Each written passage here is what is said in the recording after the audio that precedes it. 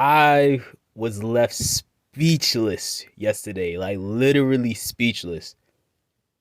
Like obviously we all saw like Chuck Clark. He did a press conference with the Jets press team. Obviously he's on the Jets now, and he said that he felt disrespected. Like I went to sleep furious and I woke up confused. I was really trying to wrap my head around, was Chuck Clark disrespected, or did the Ravens just make the right moves? Like at the end of the day, Chuck Clark is coming off a season where he played all 17 games. He had 61 tackles, one forced fumbles, no picks, four pass deflections. Marcus Williams only played 10 games and had 44 tackles, four picks, and eight pass deflections. As far as picks, what's it called? Marcus Williams was tied for 11th in the league, and he was like top 50 or close to top 50 in pass deflections. And that's with only playing like 3/4 of the season. Like Chuck Clark on his career has 5 interceptions. Like Chuck Clark has dropped more passes than Hollywood. Like it's unreal. Like what, I don't know what he thought was gonna happen. You had time. You had 6 years. It's been 6 years. 6 years. They gave you a $15 million contract extension a couple years ago. You've had more than enough opportunity to plant your flag. You just couldn't do it. Like that's really what this boils down to. He simply couldn't do it. Marcus Williams has come in here and in 10 games has outperformed most of your career at this point. Even in the case of Kyle Hamilton had an okay rookie season, but obviously the biggest thing that gets people most excited about Kyle Hamilton is the upside, is the potential, is all the promise that he showed. And even as a rookie, technically he was more productive than you. I don't see, like, in my head I was wondering, I was like, what's more, what was the thing that made him want to request a trade last year? Or like what was the thing that made him feel so disrespected? Was it really Kyle Hamilton, or was it Marcus Williams getting the money that he probably thought he deserved, or was it a combination of both? I think it's more so a combination of both. But at the end of the day, it is what it is. You're on a new team. Like you need to focus on your new team. I'm assuming he's going to be the starter for the Jets, but you're still going into a situation just like this one where you're not the best player in that secondary. Now, I don't know anything about their safety, so maybe he's going to go be the best safety, but I know he's not better than Sauce Gardner. You had 6 years. Like, I like, how is that? I don't understand. Like, someone got to let me know, because I'm trying to remember, what does he mean by the things that were said to me? Like, was that something that publicly happened, or is he talking about behind the scenes? Because I'm trying to wrap my head around where the disrespect came from. There's several players on this team.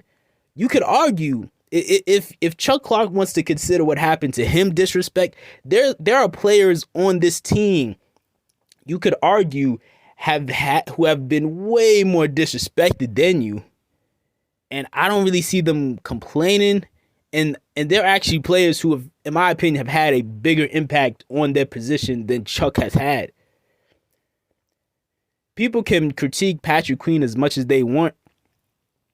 I don't hate Patrick Queen. Like, my only issue was with him was when we got him, because I thought we had a different position that we needed more. But, you know, I feel like Patrick Queen has been a better player than people have given him credit for, even before Roquan came in.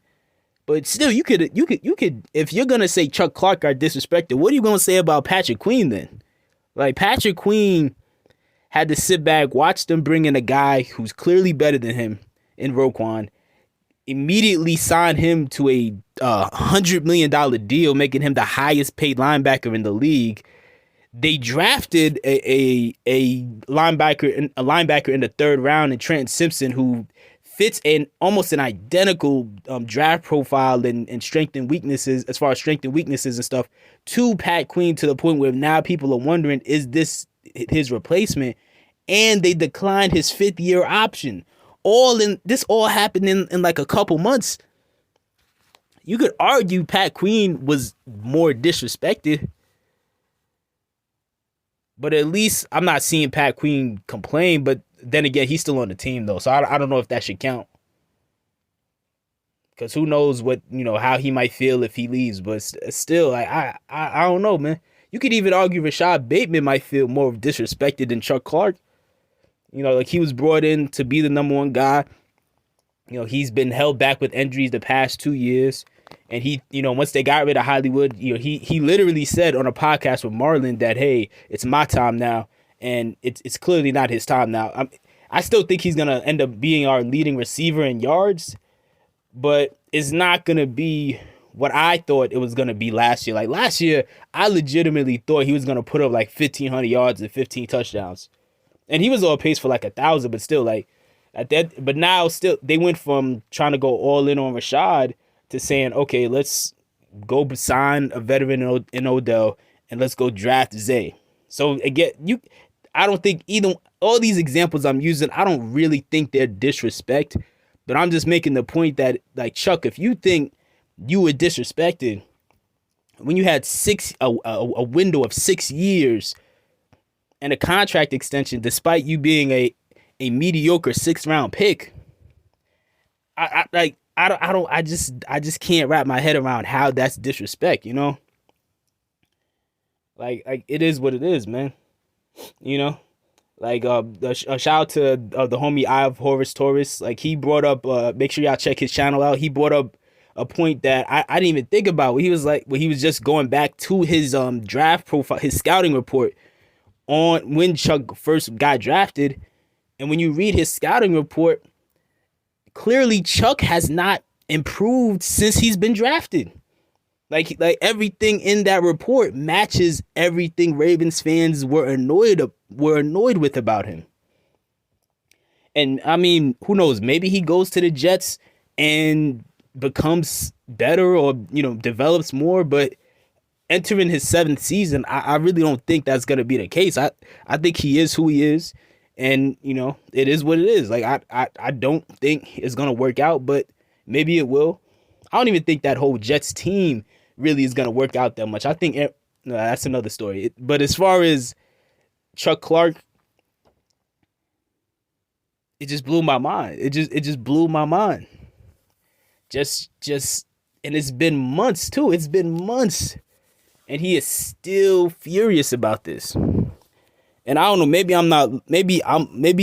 we're looking at it from the wrong angle, but I don't think we are, man. I really just don't think that there's any reason for him to feel disrespected. I mean, it's tough. It's unfortunate because you're trying to play your best. You couldn't do it, and they signed a guy who's better than you, and then they drafted a guy who is most likely gonna surpass you by next season. Even in his rookie year, he was already better than you. But I don't know, man. Like, let me know what your thoughts are in the comment section. And, let me know do you think Chuck was disrespected?